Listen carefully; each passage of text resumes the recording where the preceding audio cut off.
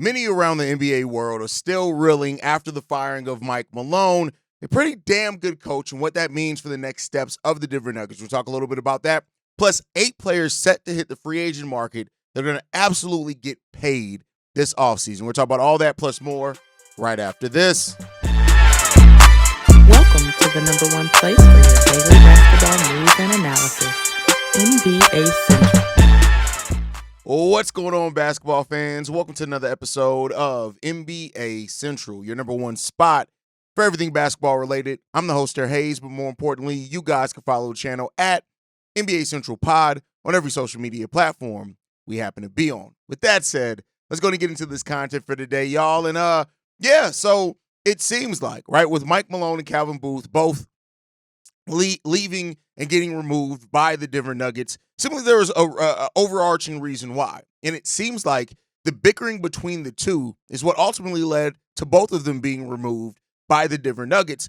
And, here's the thing, right? When you are, as far as Tim Connolly and being the president there of the Denver Nuggets, and you're looking at something, you may have to make some tough decisions before it ends up reflecting on your job, right? And this one came out yesterday, said this. Booth and Malone never saw eye to eye. They never liked each other. They went through stretches where they didn't speak to each other this season. So I think the Nuggets ownership and Kroenke's decision is rooted in, hey, we've got to get rid of this drama from these positions, GM and coach, where these guys aren't talking at times, and when they do, it's always argumentative.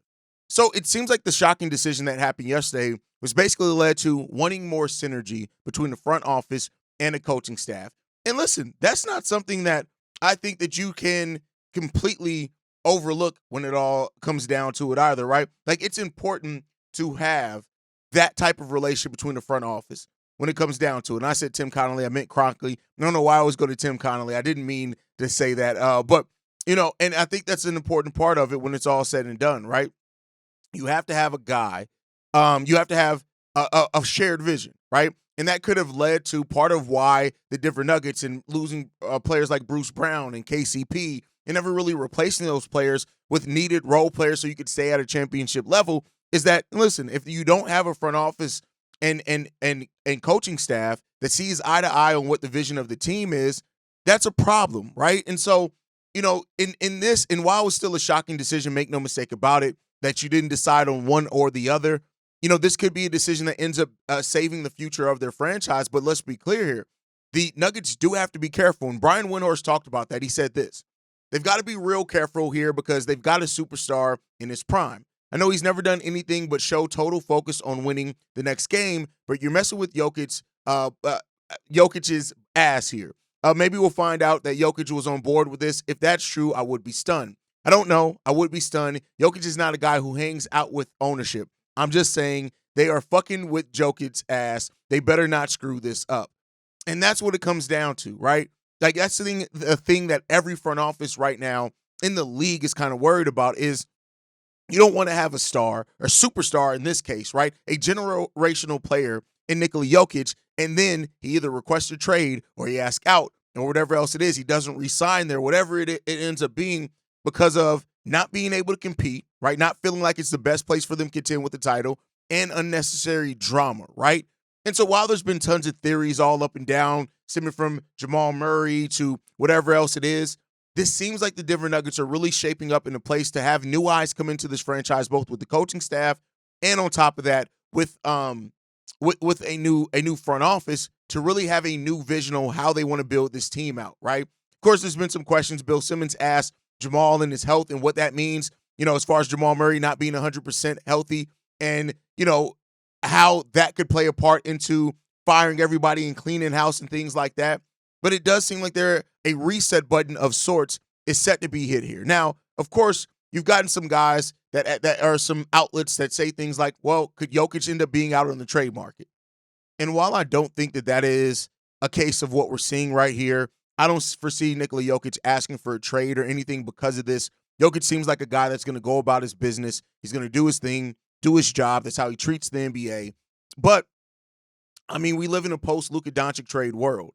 And because of that, you realize that anything could be possible in the NBA at any given time. It's all about the timing of it, the assets, and the vision of whoever comes in here. Now, I think you have a player like Jokic who's in his prime. You want to try to retool everything around it to make it better with that team. You want to add more defensive players, whether that means giving up one of Jamal Murray or MPJ or even Aaron Gordon, who, I'm not saying that I think they should send out all of those guys, but when you're trying to revamp a roster and retool, some eggs got to get cracked from time to time. And that could be what has to happen here with this, right? So, they fired Calvin Booth, general manager's out, the head coach is out. They got to finish this season off with a playoff run, which is crazy enough when it comes down to it, right? And while the Nuggets do have David Alderman who's stepping in there, right, as the new head coach, make no mistake about it, Alderman is a guy that already was going to get a lot of offers for head coaching jobs this offseason. So maybe they have a leg up now in keeping him here and seeing what he can as a guy and a coach that's already been with this franchise, already kind of knows he knows the guys here, and that could be an important thing, right? Now, people have asked, how much does this affect the Nuggets playoff run? And, of course, it affects it some. I'm not going to act like it doesn't affect it, right? But with Alderman already being here in the building, things like that, at this point, and let's not act like the Nuggets were a team that looked like they were really going to contend for a title or anything like that. Like, I think all that's going to be fine. But this offseason, there are going to be a lot of eyes on what the Denver Nuggets do next, right? And that's going to be the thing. The Nuggets are in the midst of a 4-game losing streak right now, which absolutely sucks. They are at risk of falling into the play-in tournament, which is something I think everybody wants to avoid, especially in that Western Conference. But we'll see what happens and who comes out on the other side of that and how it ends up shaking out. But for what it's worth, we've heard some things in regards to why the Denver Nuggets made this decision, and we just got to see how they're going to come out of that on the other side. But with that said, I do want to get off the Denver Nuggets topic right a little bit, and I do want to talk about some players that I think have set themselves up to really be big players out in the free agent market this offseason. The first one that I want to talk about is Gershon Yabusele, who did come back over from overseas, this offseason to re-sign with the Philadelphia 76ers, right? And he signed a one deal with the 76ers. So I do think that he's going to be in the NBA next season. I think he's shown enough between that. He's going to have a strong a case for a nice, sizable deal, right? I'm not going to say he's going to break the bank or anything, but I do think he's going to score a multi-year deal. And he's shown some things as well, right? And Yabusele as well with the 76ers and the injury, not knowing what's going on with Joel Embiid at the start of the season as well. You look at him, whether he's starting or coming off the bench, he's averaging 11 points per game, 6 rebounds on 51% shooting and 39% shooting from three, and he's still 29 years old, right? So we'll see how the rest of his NBA career goes, but I do think Yabusele is set up right now to get a pretty good contract this offseason. The next guy, Malik Beasley. I love Malik Beasley. And for those that don't know, I think that he, in the season that he's had shooting-wise, he's shown himself to be a lethal player coming off the bench. And, for a guy that people thought was not going to live up to what, the expectations was around him coming into the draft, I think he's really shown himself with this Detroit Pistons team at being a guy that could be a really damn good player for you, right? 59 games played this season so far. He's averaging 17 points per game, 3 rebounds on 44% shooting from the field and 43% shooting from three-point range. This is a guy that if you need somebody who can score, and the thing about Malik Beasley is he's shown that he can do it off the dribble, he can do it contested, he can do it coming off assists, coming off screens. At 28 years old, Malik Beasley is set to have a really good contract. And I tell you what, if he's your sixth man, he has a chance to be a perennial sixth man of the year candidate with the way he's able to score and shoot. I'll tell you what, he's not a great defender at all, but when you look at him in a team concept of defense, he's really shaping up to be really good. And I think that it's going to be a really good market out there for Malik Beasley this offseason. So stay in tune with us there, right? With that said, let's move over to the next guy as well, Ty Jerome, right? When you look at Ty Jerome, this is a guy that I think has worked himself into getting a deal, right? You look at how he's performed for that team and what he's coming into as well. You look at him coming into college. He moved up draft boards, all those type of things, how they ended up shaking out. But this is a guy that playing for the Cleveland Cavaliers has played pretty damn well, right? And you look at the number of points that he's able to average, double-digit points on 52% shooting from the field, 44% shooting from three as well. This is a guy who has a really strong candidate to go out there and get him a nice deal this offseason, right? And I think that as he's heading into restricted free agency, with that said, that he at 27 years old, this is his time to sign a nice, lengthy contract that can get him locked in and shored up. Now, is that going to be with the Cavs? We'll see, right? With the way that the Cavs season is gone, he very well could not want to, or the Cavs could not want to lose any depth on that team, seeing how this season goes. But if the Cavs end up going on a championship level run, he's going to be one of those guys that could benefit from that and end up getting a pretty big deal. The next guy I want to talk about is Santi Aldama. Now, it's a lot of different opinions on who and what this guy could be at the next level, right? But you look at what he's averaged for that Memphis Grizzlies team, around 13 points, 7 rebounds, 3 assists, 49% shooting from the field, 39% shooting from three. This is a guy that even on a loaded Grizzlies team that's dealt with his own fair share of injuries and things like that, he's shown himself to be a strong candidate and a strong bench producer, or a strong producer as well, right?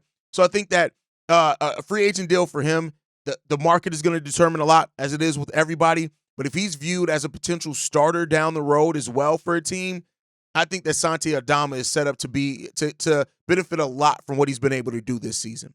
Next one, of course, Cam Thomas. Now, Cam Thomas is a guy that I think it's weird, right? Because a lot of people expected the Brooklyn Nets to maybe even be looking to shop him at this year's trade deadline. It didn't happen, right? But he made a really big jump in his development.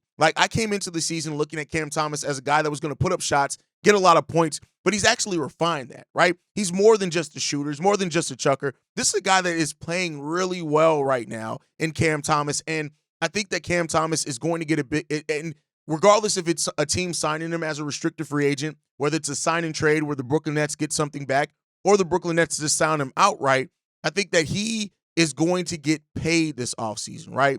And Cam Thomas is a guy that listen, I love Cameron Thomas, man. I love his game. I've really come around to him over the course of this season. I think he's a guy that's going to sign a really big multi-year deal, and he's going to get locked in, and the team's going to have a hell of a player there. Not a number one or anything like that with Cam Thomas, but I do think that Cam Thomas is one of those guys that if you're adding him to what you have going on, you need a scorer, he can really uplift that, especially if you have a solid defensive team around him, and we'll see what happens there. Next up, Jonathan Kuminga. Kuminga is an interesting point, right? Because whether you have people that talk about him still as what he could be, people that look at him as what he is, people that look at, hey, he's been limited. He had his own frustrations with the way last season he was being used by Steve Kerr and things like that. But Kuminga, as a restricted free agent, and a guy that's 22 years old, but has averaged 15 points on 45% shooting from the field this season and still has tremendous upside. There's still some games where you look at what Jonathan Kuminga can be or does in those games, you're like, this guy has something here that you can really develop and cultivate in what happens to it, right?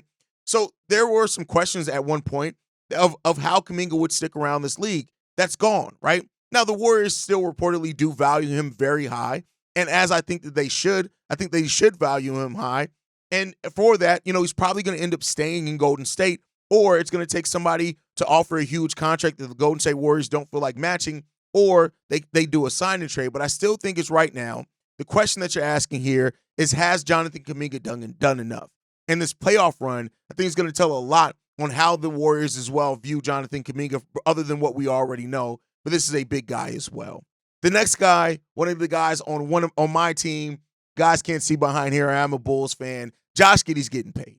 I think when you look at what he's done post All-Star break, averaging 28-8, right, on efficient shooting, over 49% or 45% shooting from three-point range in the second half of this season. This is a guy that I just don't think where the Bulls are, they can afford to let him go. Now, there's always a chance, right? There's not a lot of teams that can offer Josh Giddey the type of money reportedly that he wants of $30 million, a deal similar to Jalen Suggs. But I think overall, he's going to get that money. And I think the Bulls are right to pay him that money. Of course, there's always that concern on, hey, it's a contract year. Is he going to be able to do it? But then you factor in the fact that he is 22 years old.